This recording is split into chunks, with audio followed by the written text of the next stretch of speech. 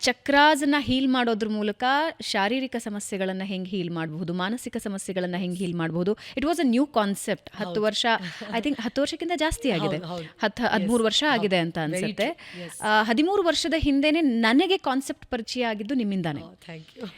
ಅಲ್ಲಿಂದ ಇಲ್ಲಿವರೆಗೆ ಇದನ್ನ ಅಡ್ರೆಸ್ ಮಾಡಿದವ್ರ ಸಂಖ್ಯೆ ಬಹಳ ಕಮ್ಮಿ ಇದೆ.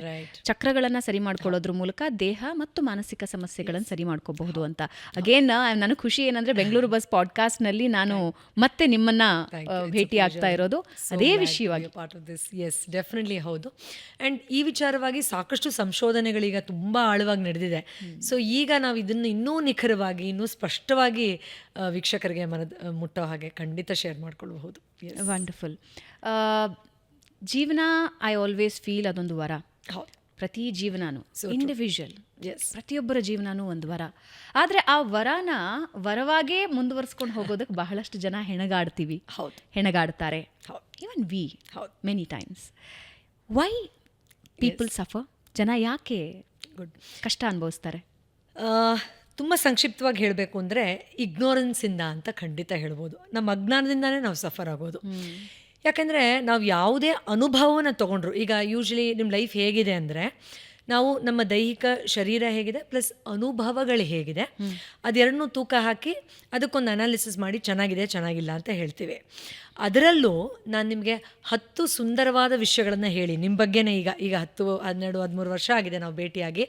ಇಷ್ಟು ವರ್ಷಗಳಲ್ಲಿ ನನಗೆ ನೆನಪಾಗೋ ಒಂದು 12, 13 ಒಳ್ಳೆ ವಿಷಯ ಹೇಳಿ, ಒಂದು ಸಣ್ಣ ವಿಷಯ ನಂಗೆ ಯಾಕೋ ಇದು ಚೆನ್ನಾಗಿ ಅನಿಸ್ಲಿಲ್ಲ ನಿಮ್ಮ ಬಗ್ಗೆ ಅಂತ ಹೇಳಿದ್ರೆ, ನೀವು ಇವತ್ತು ಪೂರ್ತಿ ಇಷ್ಟು ವರ್ಷ ಆದಮೇಲೆ ಪೂರಿಯವ್ರು ನೋಡಿದ್ಯಾ ಅದನ್ನು ನೆಗೆಟಿವ್ ಆಗಿ ಹೇಳಿದ್ರು ಅಂತ ಪ್ರಾಬ್ಲಿ ಒಂದಿನ ಏನೋ ಒಂದು ತಿಂಗಳು ಪೂರ್ತಿ ನೀವು ಅದನ್ನೇ ನೆನಪು ಮಾಡ್ಕೋಬಹುದು ಅಲ್ವಾ. ಅಂದರೆ ಪರ್ಸೆಪ್ಷನ್ ಯಾವ ಥರ ನಾವು ಅದನ್ನು ತಗೊಳ್ತೀವಿ, ಆ ದೃಷ್ಟಿಕೋನದ ತರಬೇತಿ ನಮ್ಮೆಲ್ರಿಗೂ ಪ್ರಾಬ್ಲಿ ಆಗಿಲ್ಲ, ಅಥವಾ ನಾವು ಅದನ್ನು ತುಂಬ ಲೈಟಾಗಿ ತಗೊಳ್ತೀವಿ.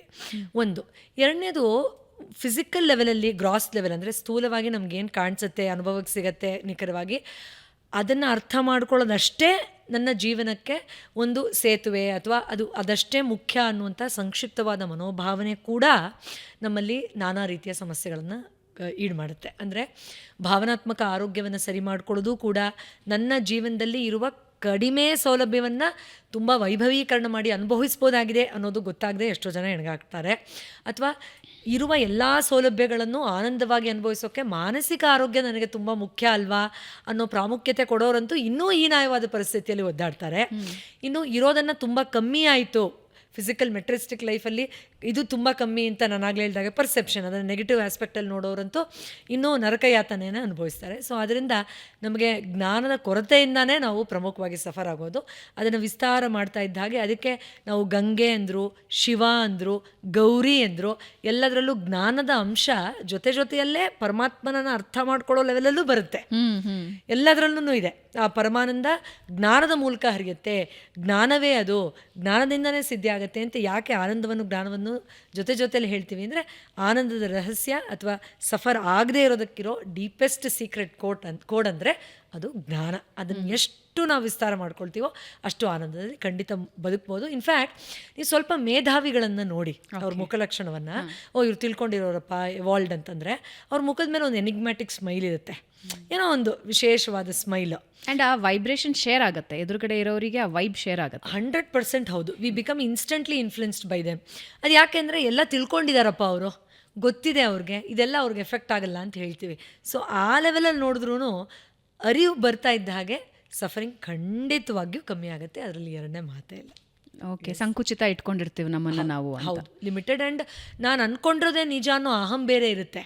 ಯಾರಾದರೂ ಬೇತ್ಸಕ್ಕೆ ಬಂದರೆ, ಇಲ್ಲ ಆ ವ್ಯಕ್ತಿನೇ ಇಷ್ಟಪಡಲ್ಲ ಅಥವಾ ಅದು ಅಸತ್ಯ ಅನ್ನೋದ್ರ ಕಡೆ ನಾವು ಅದಕ್ಕೆ ಹರಸಾಹಸ ಮಾಡಿ ಅದನ್ನು ಡಿಸ್ಪ್ರೂವ್ ಮಾಡೋಕ್ಕೆ ಹೊರಟೋಗ್ತೀವಿ. ಹೀಗೂ ಇರಬಹುದಲ್ವಾ, ಅಥವಾ ಹೀಗಿಲ್ಲ ಅಂದರೂ ನ್ಯೂಟ್ರಲ್ ಆಗಿ ಇದನ್ನು ಸ್ವೀಕಾರ ಮಾಡೋ ಮನಸ್ಥಿತಿ ನನಗಿದೆಯಾ ಅನ್ನೋಷ್ಟು ಸಮಾಧಾನವೂ ಇಲ್ಲ. ಯಾಕಂದರೆ ನಮಗೆ ನಾವು ಒಂದು ಸ್ವಲ್ಪ ಡಿಗ್ರಿ ಮಾಡಿದ ತಕ್ಷಣ, 1-2 ಕಂಟ್ರಿಗಳಿಗೆ ಹೋದ ತಕ್ಷಣ, ಅಥವಾ ಏನೋ ಒಂದು ಚಿಕ್ಕ ಪುಟ್ಟ ಸಾಧನೆ ಅಂತ ಮೆಟೀರಿಯಲಿಸ್ಟಿಕ್ ಲೈಫಲ್ಲಿ ಪಡೆದ ತಕ್ಷಣ, ನಾ ಹೇಳಿದ್ದೇ ಸರಿ, ನನಗೆ ಗೊತ್ತಿರೋದಷ್ಟೇ ಸಾಕು, ಇದೇ ವರ್ಕ್ ಆಗೋದು ಎಲ್ಲದಕ್ಕೂ. ಇವಾಗ ಯಾರೋ ಬಿಸ್ನೆಸ್ಸಲ್ಲಿ ಕ್ಲಿಕ್ ಆಗೋದ್ರು ಅಂತ ಅಂದ್ಕೊಳ್ಳಿ, ಅವ್ರಿಗೇನಾದರೂ ಮಾನಸಿಕವಾಗಿ ಅಕಸ್ಮಾತ್ ಇಫ್ ದೇ ಆರ್ ಕ್ಲೋಸ್ಡ್, ಅವ್ರಿಗೆ ಜ್ಞಾನದ ಬಗ್ಗೆ ಅಷ್ಟು ಓಪನ್ನೆಸ್ ಇಲ್ಲ ಅಂದರೆ, ಏನಾದರೂ ಹೇಳಕ್ಕೆ ಹೋದರೆ ನನಗೆ ಹೇಳ್ಕೊಡೋಕೆ ಬರ್ತಾರೆ, ನನಗೆ ಗೊತ್ತಿಲ್ವಾ ಅಂತ ಅನಿಸುತ್ತೆ. ಈಗೋ ಹೌದು, ಅದರಲ್ಲಿ ಒಂದು ಆಸ್ಪೆಕ್ಟಲ್ಲಿ ಅವರು ಸೂಪರ್ ಹೀರೋ ಇರಬಹುದು, ಬಟ್ ಖಂಡಿತವಾಗಿಯೂ ಅವರೊಂದು ಬೇಸಿಕ್ ಹೆಂಡತಿ ಜೊತೆ ನಡ್ಕೊಳ್ಳೋ ಲೆವೆಲಿಂದ ಹಿಡ್ಕೊಂಡು ಮಕ್ಕಳನ್ನ ಮಾತಾಡ್ಸೋರ್ಗೂ ಅವ್ರಿಗೆ ಐಡಿಯಾನೇ ಇಲ್ಲದೆ ಇರಬಹುದು. ಇವತ್ತಿನ ದಿನ ನೋಡಿದ್ದೀವಿ ನಾವು ಎಷ್ಟು ದೊಡ್ಡ ದೊಡ್ಡ ಮಲ್ಟಿನ್ಯಾಷನಲ್ ಕಂಪನಿಗಳಲ್ಲಿ ಅಪ್ಪಂದಿರನ್ನೇ ಹೊರಗಡೆ ಹಾಕಿದ್ರು ಎಷ್ಟೋ ದೊಡ್ಡ ಕಂಪನಿದು ಒಂದು ಇಶ್ಯೂ ಆಯಿತು, ಅಥವಾ ಹ್ಯಾಂಡಲ್ ಮಾಡೋಕ್ಕಾಗದೆ ಸೂಸೈಡ್ ಮಾಡಿಕೊಂಡ್ರು ಅನ್ನೋಂಥ ಎಷ್ಟೋ ಕಥೆಗಳು ಕೇಳ್ತೀವಿ. ಯಾಕಂದರೆ ಅವ್ರಿಗೆ ಈ ವಿಷಯದ ಬಗ್ಗೆ ಜ್ಞಾನ ಇದೆ, ಅದನ್ನು ಪಡ್ಕೊಳ್ಬೇಕು ಅಂತ ಓಪನ್ನೆಸ್ಸೇ ಇರಲಿಲ್ಲ. So it is always about deeper understanding about all the aspects of life. At least ಸ್ವಲ್ಪ ಮಟ್ಟಿಗಾದರೂ ಖಂಡಿತ ನಾವು ಎಲ್ಲರೂ, ಆ್ಯಂಡ್ ಅದಕ್ಕೆ ನಮಗೆ ಸ್ಪೆಷಲ್ ಡಿಗ್ರೀಸ್ ಬೇಡ.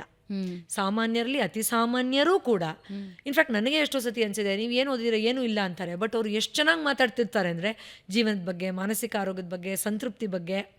ನಮ್ಮ ಅಜ್ಜಿ ಕಾಲದಲ್ಲೆಲ್ಲ ಅಯ್ಯೋ ಭಗವಂತ ನೀನು ಕೊಟ್ಟಿದ್ಯಪ್ಪ ಅಂತ ಅಂದ್ಕೊಂಡಿದ್ದೇಳೋರು, ಓ ಚೆನ್ನಾಗಿತ್ತಪ್ಪ ತಣ್ಣಗೆ ನಿದ್ದೆ ಬರಲಿ ಅಂತ ಮಲ್ಕೊಳ್ಳೋರು. ಅದೆಲ್ಲೋ ಆ ಅವೇರ್ನೆಸ್ಸೂ ಇಲ್ಲ, ಆ ಓಪನ್ನೆಸ್ಸು ಇಲ್ಲ ಅಂತ, ಗ್ರ್ಯಾಟಿಟ್ಯೂಡ್ ಇಲ್ಲ. Absolutely, definitely missing.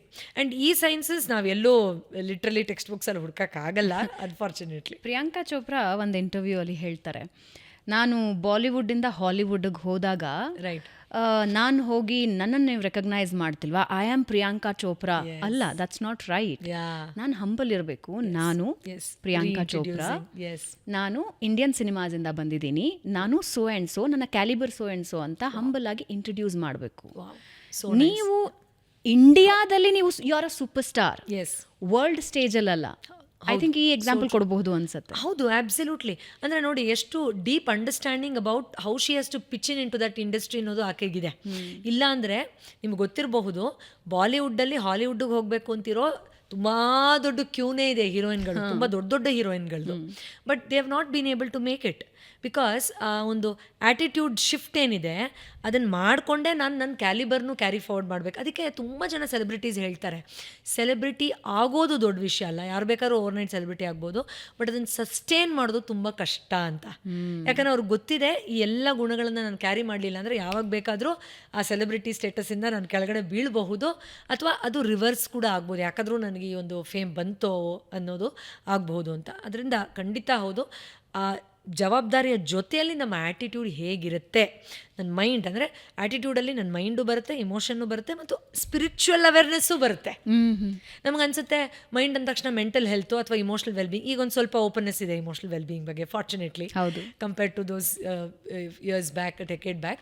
ಬಟ್ ಇದರಲ್ಲಿ spirituality is very much a part of this. ನಾನು ಯಾರು, ನನಗೆ ನಿಜವಾಗ್ಲೂ ಖುಷಿ ಕೊಡುವಂಥದ್ದೇನು, ಮಾನಸಿಕ ನೆಮ್ಮದಿಯನ್ನು ನಾನು ಚೇಸ್ ಮಾಡ್ತಾ ಹೋದರೆ ನಿಜವಾಗ್ಲೂ ಸಿಗತ್ತಾ, ಅದರ ಮೂಲ ಆ್ಯಕ್ಚುಲಿ ಎಲ್ಲಿದೆ, ಇದನ್ನು ನಾವು ಅಂದರೆ ಸ್ಪಿರಿಚುವಾಲಿಟಿಯನ್ನೇ ರೀಡಿಫೈನ್ ಮಾಡಬೇಕು. ಯಾಕಂದರೆ ನಾನು ಆಧ್ಯಾತ್ಮ ಅಂದ ತಕ್ಷಣ ಅಯ್ಯೋ ಬಿಡಿ ಮೇಡಮ್ ಅದು ರಿಟೈರ್ ಆದಮೇಲೆ ನೋಡ್ಕೊಳ್ಳೋಣ ಅಂತಾರೆ, ಅಥವಾ ಅಯ್ಯೋ ಈ ವಯಸ್ಸಿಗೆ ಬೇಡಪ್ಪ ನಾನು ಹೆಂಡತಿ ಮಕ್ಕಳು ನೋಡ್ಕೋಬೇಕು ಅಂತಾರೆ.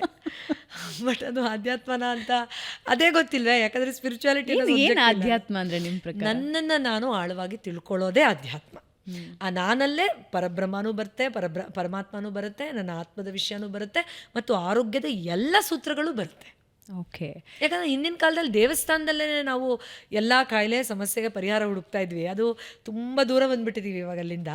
ಬಟ್ ಈಗಲೂ ಜನರಲಿ ನಮಗೊಂದು ಸಣ್ಣ ಸಮಸ್ಯೆ ಆಗಿದ್ದು ವಾಸಿ ಆಗಲಿಲ್ಲ ಅಂದರೆ ನಾವು ಅಯ್ಯೋ ದೇವರೇ ಅಂತಲೇ ಹೇಳ್ತೀವಿ, ಅದು ನಮ್ಮಲ್ಲಿ ಒಳಗಡೆ ಇಂಬೈಬ್ ಆಗಿಬಿಟ್ಟಿದೆ. ಸೊ ಅದರಿಂದ that connection also is very important. Okay.